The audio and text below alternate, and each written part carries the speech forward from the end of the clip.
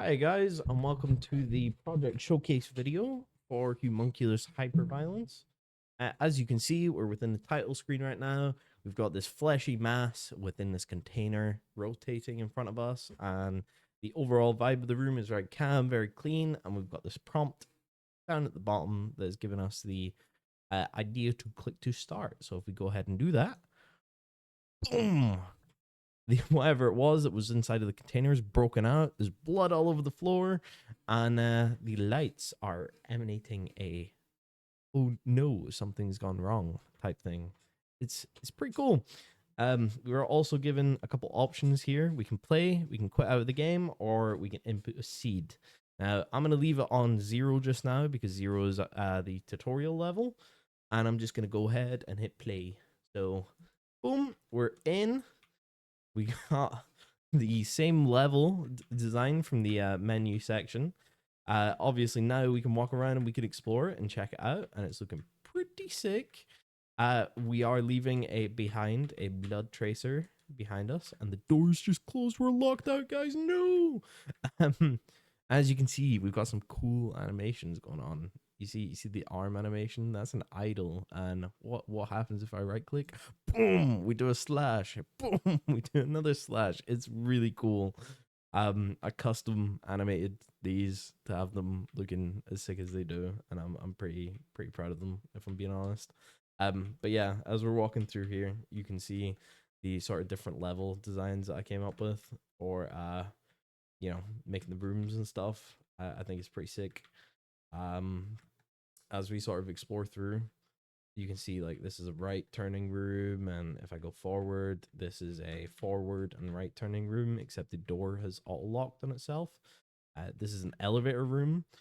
Through here, we have a four-way room, but all the doors have closed because those rooms aren't generating. And going forward, we have a hallway. Now, within the hallway, there is a node that is a spawning node. So this can be placed within all of the actors that are the rooms in general, and it will spawn whatever I need it to spawn at those locations. Now that was gonna be enemies. However, I did not get the chance to implement enemies as I was focusing on trying to get the rooms to look good, trying to get the animations implemented, and a couple of other things, and it didn't really work out. Anyway, if we take this elevator up and go up to the next floor, the elevator stops perfectly in line, which is pretty cool. Give me a couple of attempts to try and get that set up. As you can see, we could explore this way, we could explore this way, or we can explore this way. And for the sake of demonstration purposes, we're going to go this way because this way is our boss room. Yeah. So as you can imagine, the player would have been going throughout the floors, doors would have been locking, and you've been killing enemies. You would have been collecting potentially some upgrades along the way in the form of bones or extra teeth that would add to your character, and eventually you would have made it to this room, being your major room, your special room. Now, within this room, I was planning to have a boss. We don't have a boss, but we do have a sick ass room. Now, I custom made each of these rooms using a asset pack that I found online, and let me tell you, it was difficult. I'm not the best at world design, but I think it turned out pretty cool. I think the levels are pretty sick in their entirety. Um. Anyway, before we sort of continue, I'm just gonna do one more sort of loop of the room. Uh, the lighting itself, I custom made. It was easy enough. All of the models that you can see, minus the arm, were sourced. The arm itself was generated as its separate sort of model that I then fully textured myself, fully rigged myself, and then animated to be able to do what I needed it to do. Anyway, let's hop into some of the code. So, uh, mind this cool transition to a black screen while I switch into the editor. All right, this is the boss room itself. I had it open for some reason. I don't remember why. My bad. Anyway, this is our dungeon generation code. We got some basic functions like sets a seed so that we can have a seed that gets saved and we can then input to change the generation. We have a whole bunch of other stuff. You got the spawning of the rooms, checking if the rooms overlap and deleting them if they do. You have adding all the overlapped rooms to the list so that you can then call upon that list, then delete the rooms that are overlapping. There's a whole bunch of stuff in here, but I don't think you want to see the code. I think you most likely be more interested in seeing the museum because I had to make a whole lot museum while I was making these rooms because I needed a place that I could go in and sort of edit this all down. As you can see, these were the assets that were pulled from this. This is the pack that came. That shouldn't be there. My bad. This was the showcase pack that I downloaded and proceeded to then use. These are the assets themselves, and these are the rooms that I designed, except with some cleaner lighting. They look sick. They genuinely look badass. This is a custom decal. Let me show you what this is because it's pretty sick. So if we go into here and we go into here and we search blood, we can get the blood decal instance. We open this up. I'll drag it down into a little bit.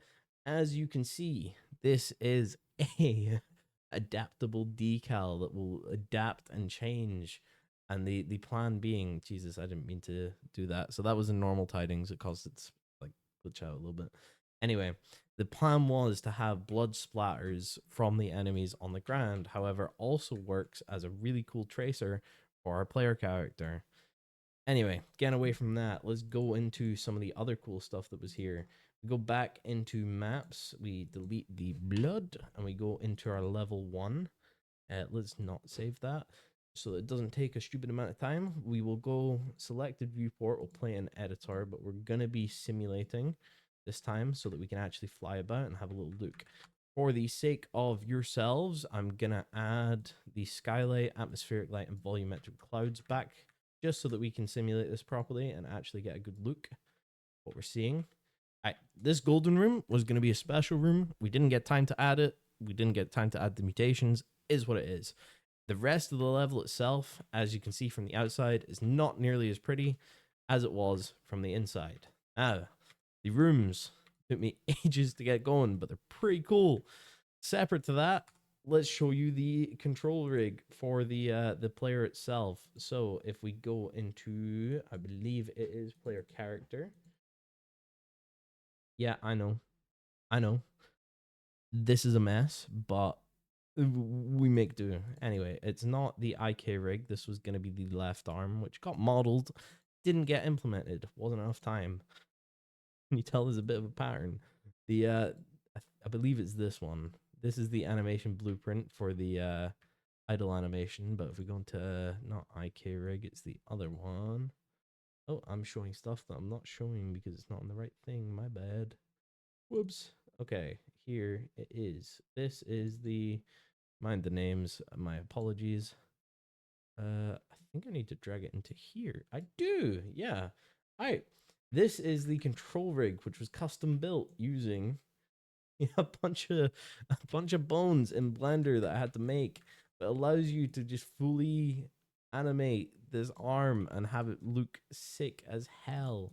Over here, there's all the code for how the actual bones are connected into these like controllable bits that you can use to animate them. It's really cool. I thought it was really sick. Back in the level, what we can do now is I set up a variable earlier that we can chuck in, and it's just like the variable seed that we can set. Got it set to 225 just now. As you can see, it changes the generation of the dungeon. I don't know if it's that noticeable, but what we'll do is if I go from here over here and just go about, you can sort of see the general shape of it. And then if we go back out and I change the variable seed back to, let's say, at 100 and see what seed 100 looks like.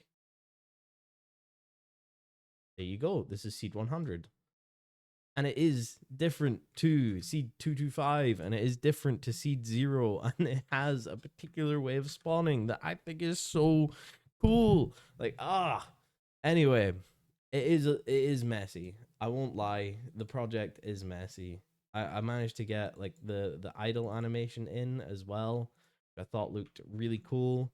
And of course there is all of the messy files. But the dungeon generation itself is all of the rooms and everything. It's sick. And if I managed to get the time to actually add the items and add the enemies, I'm sure this would have been grade A amazing project, but I just didn't have that time. And I think scope and time management are two things that I'm gonna have to work on going forward. But yeah. Um thank you for watching. Thank you for sort of seeing how this turned out. Um I think it was pretty cool. Really fun to develop, and it was really fun to sort of play about and have fun with. But yeah, this has been Humunculus Hyperviolence, and I hope you guys enjoyed. All right.